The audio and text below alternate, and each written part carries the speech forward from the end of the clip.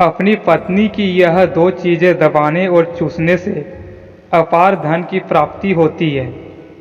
आज हम आपको एक सच्ची कहानी के माध्यम से बताएंगे कि औरत का वह कौन सा अंग है जिसे दबाने और चूसने से अपार धन की प्राप्ति होती है। इसलिए आप लोग इस कथा को पूरे ध्यान से सुनिए, क्योंकि आधा अधूरा ज्ञान किसी काम की नहीं होती है।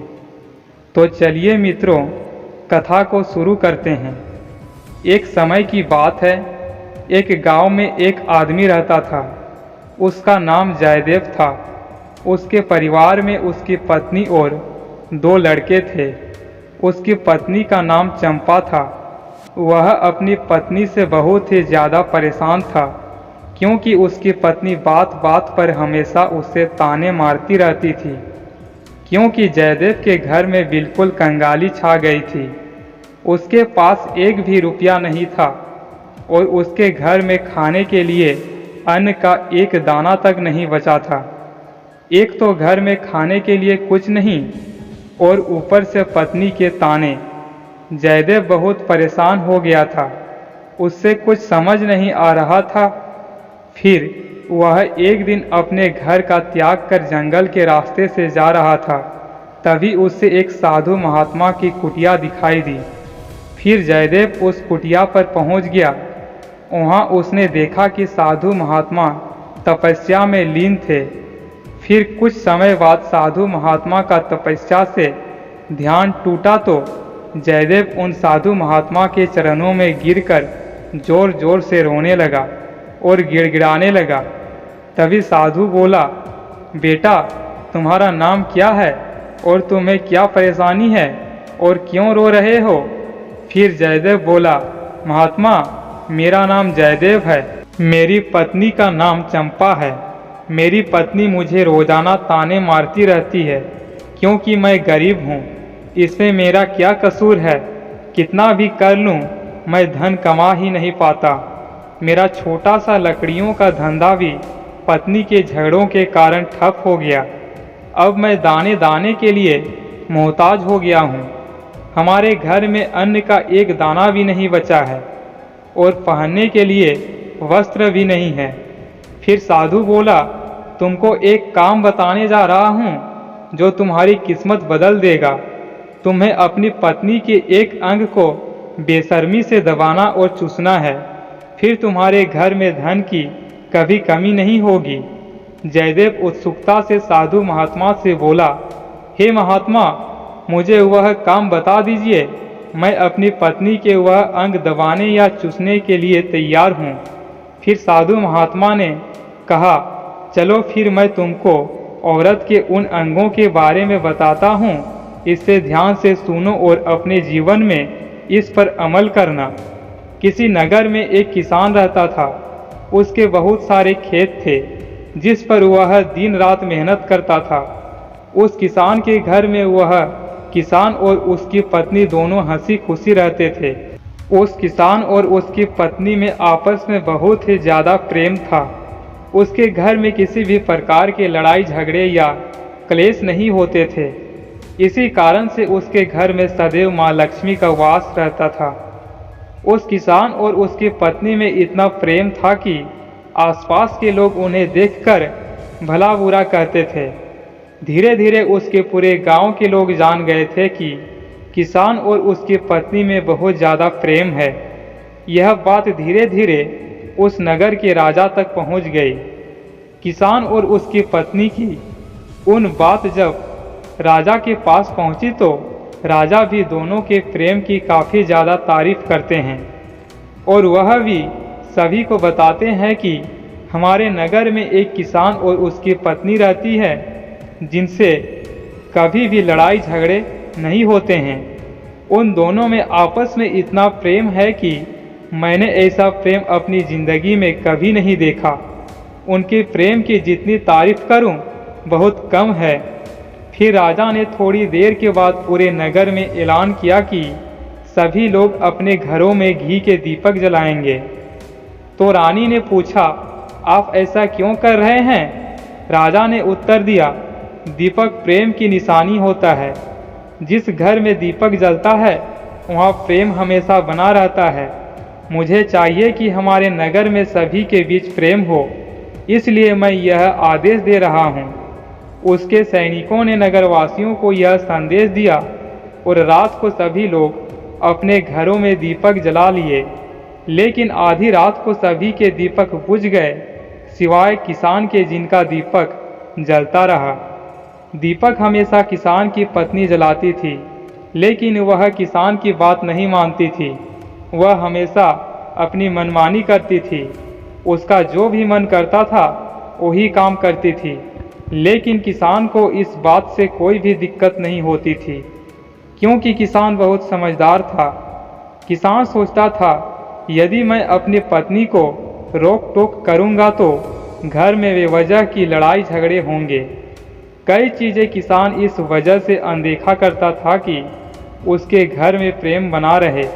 फिर राजा अपने महल को छोड़कर पूरे नगर का नज़ारा देख रहे थे, तो उन्होंने देखा कि सारे नगर में किसी के घर में दीपक नहीं जल रहा है, लेकिन किसान के घर में दीपक जल रहा है। तब राजा अपनी रानी से कहता है कि देख लो, किसान और उसकी पत्नी के घर में दीपक जगमगा रहा है, लेकिन पूरे नगर में कहीं भी दीपक नहीं जल रहा है। इसी से पता लगता है कि किसान और उसकी पत्नी में कितना प्रेम है।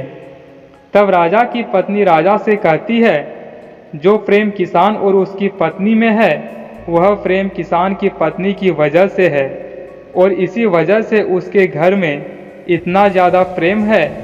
जब राजा रानी की बात सुनता है तो कहता है कि नहीं, तुम्हारा सोचना गलत है। जो प्रेम किसान के घर में है वह प्रेम उसकी पत्नी की वजह से नहीं, बल्कि वह प्रेम किसान की वजह से है। रानी कहती है कि किसान की पत्नी बहुत ज़्यादा समझदार है, आपका सोचना गलत है, और यही वजह है जो कि उनके घर में कभी भी लड़ाई झगड़े नहीं होते हैं। राजा कहता है कि किसान समझदार है, और रानी कहती है कि किसान की पत्नी समझदार है। इसी तरह से कुछ देर तक बात चलता रहा। इसी बात को लेकर राजा और रानी के बीच काफ़ी झगड़ा हो गया। इसके बाद रानी राजा की गर्दन पकड़ लेती है और राजा रानी को उठाकर पटक देता है। इसके बाद राजा कहता है रानी से कि हमें झगड़ने की बजाय किसान और उसकी पत्नी को परीक्षा लेनी चाहिए। फिर उन्होंने सैनिक को भेजा जो किसान के पास गया और उससे राजा का संदेश दिया। सैनिक ने किसान से कहा कि अगर तुम अपनी पत्नी को छोड़ दो तो तुम्हें बहुत सारे हीरे, ज़्यादा ज़मीन और आधा राजमहल मिलेगा। लेकिन किसान ने कहा कि वह अपनी पत्नी को नहीं छोड़ेगा। फिर रानी ने कहा कि अब वह भी किसान की पत्नी की परीक्षा लेना चाहती हैं। जब दोनों की परीक्षा हो जाएगी तभी पता चलेगा कि कौन समझदार है। फिर रानी ने भी एक सैनिक को बुलाया और कहा कि मेरी बात किसान की पत्नी को बोलना, और याद रखना यह बात तभी बताना जब किसान वहाँ पर ना हो। सैनिक ने पूछा कि रानी साहिबा क्या बात बतानी है, वह तो बताओ। तब रानी ने सैनिक को सारी बात बता दी। सैनिक किसान के घर जाता है और उसके घर में आवाज़ लगाता है तो उसके घर से किसान की पत्नी निकल कर आती है और कहती है, बताओ क्या हुआ, क्यों ढिंढोरा पीट रहे हो। तो सैनिक ने कहा कि मैं राजमहल से आया हूँ, मुझे रानी साहिबा ने भेजा है। किसान की पत्नी ने कहा, बताओ किस लिए आए हो। तब सैनिक ने कहा, रानी साहिबा ने कहा है यदि तुम अपने पति किसान को मार देती हो तो आपको बहुत सारे हीरे, मोती रानी साहिबा उपहार के रूप में देंगी, और साथ में राजमहल का आधा हिस्सा भी आपको मिलेगा। इसके अलावा जितनी भी आपकी ज़मीन है वो तो आपकी है ही, लेकिन उसकी 2 गुना ज़मीन भी रानी आपको देगी। यह बात सुनकर किसान की पत्नी तैयार हो जाती है और कहती है, ठीक है, यदि मुझे रानी साहिबा यह सब देगी तो मुझे मंजूर है। मैं अपने पति को मार दूंगी। तब सैनिक पूछता है कि रानी को कैसा पता चलेगा कि आपने अपने पति को मार दिया है। तब किसान की पत्नी कहती है, मेरे घर में जो दीपक जल रहा है, जब मैं किसान को मार दूंगी तो उससे बुझा दूंगी, तब आपको पता चल जाएगा कि मैंने किसान को मार दिया है। अब सैनिक किसान की पत्नी की बात सुनकर राजमहल में जाता है और रानी को सारी बात बताता है। किसान की पत्नी की बात सुनकर रानी बहुत अचंभित हो जाती है। राजा और रानी को स्त्री जात से नफरत होने लगती है। उसी समय राजा अपने नगर के सभी लोगों को बुलाता है और कहता है कि मैं चाहता हूँ कि मेरी और मेरी पत्नी की वजह से किसान की जान न जाए। तुम लोग ऐसा करो, उस किसान के घर जाओ और सारी बातें बता दो और उस किसान को बचा लो, वरना किसान की पत्नी उसे मार देगी। इधर सैनिक किसान के घर जाते हैं और सोचते हैं कि किसान की पत्नी किसान को रात में मारेगी और दिया बुझाएगी। इससे पहले ही हम किसान के घर पहुंच जाते हैं और किसान को बचा लेते हैं। जैसे ही राजा के सैनिक किसान के घर पहुंचते हैं तो देखते हैं कि किसान को मरा पड़ा है। सैनिक किसान की पत्नी से कहते हैं कि तुमने तो किसान को रात में मारने के लिए कहा था, लेकिन तुमने किसान को पहले ही क्यों मार दिया? तब उस किसान की पत्नी ने कहा, किसान को तो मुझे मारना ही था, रात में तो मुझे सिर्फ दीपक बुझाना था, इसलिए किसान को तो मैंने दिन में ही मार दिया था। फिर सभी सैनिक तुरंत किसान के घर से दौड़े दौड़े जाते हैं और राजा और रानी को सारी बातें बताते हैं। राजा और रानी क्रोध में आग बबूला हो जाते हैं। इसके बाद राजा और रानी किसान की पत्नी को बंदी बनाकर लाने के लिए अपने सैनिकों से कहते हैं। सैनिक जाते हैं और किसान की पत्नी को बंदी बनाकर ले आते हैं। फिर राजा किसान की पत्नी से पूछता है, ऐसा तुमने क्यों किया? तुम लालची औरत हो, तुम्हें पैसों से प्यार है। तभी किसान की पत्नी ने जवाब दिया और बताया कि मुझे तो किसान को पहले ही मारना था, वह तो मैं कोई बहाना ढूंढ रही थी, क्योंकि किसान की आदत बहुत खराब थी, वह मेरे साथ बहुत खराब व्यवहार किया करता था। फिर राजा ने पूछा, किसान तुम्हारे साथ ऐसा क्या करता था? तो किसान की पत्नी ने जवाब दिया कि वह मेरे नाक का ऊपरी हिस्सा अपनी उंगली से हमेशा दबाया करता था। इसके अलावा किसान एक काम और मेरे साथ करता था। वह किसान मेरे कान का पिछला हिस्सा अक्सर अपनी जीभ से स्पर्श किया करता था। फिर राजा ने पूछा, यह बताओ, जब तुम लोग गरीब थे तब क्या किसान तुम्हारे साथ यह काम करता था? तो किसान की पत्नी ने कहा, नहीं महाराज, तब ऐसा नहीं करता था। तब राजा ने कहा कि मैं समझ गया कि किसान ऐसा क्यों करता था। फिर उस साधु महात्मा ने जयदेव से पूछा, तो तुम्हें कुछ समझ में आया? औरत का कौन सा अंग दबाने तथा चूसने से लोगों को अचानक धन की प्राप्ति होती है? तो जयदेव ने कहा, नहीं महात्मा, मुझे अभी भी समझ में नहीं आया। तब साधु महात्मा ने कहा, अगर अभी भी समझ नहीं आया तो मैं एक बार फिर से बताता हूँ। किसान अपनी पत्नी के साथ जो काम करता था वह है उसके नाक के ऊपरी हिस्से को अपनी उंगली से दबाता था। तो जिस भी मनुष्य के घर में पैसों की किल्लत है उसे अपनी उंगली से औरत के नाक के ऊपरी हिस्से को जरूर दबाना चाहिए। औरत के नाक के ऊपरी हिस्से को बहुत शुभ माना जाता है।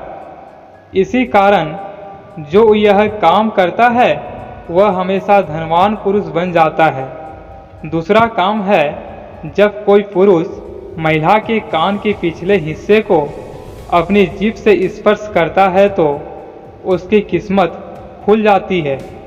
ऐसा इसलिए होता है क्योंकि महिला के कान के पिछले हिस्से में माता लक्ष्मी का वास होता है और जब आप ऐसा करते हैं तो माता लक्ष्मी आपसे प्रसन्न हो जाती है और आपको अपार धन संपत्ति देती है।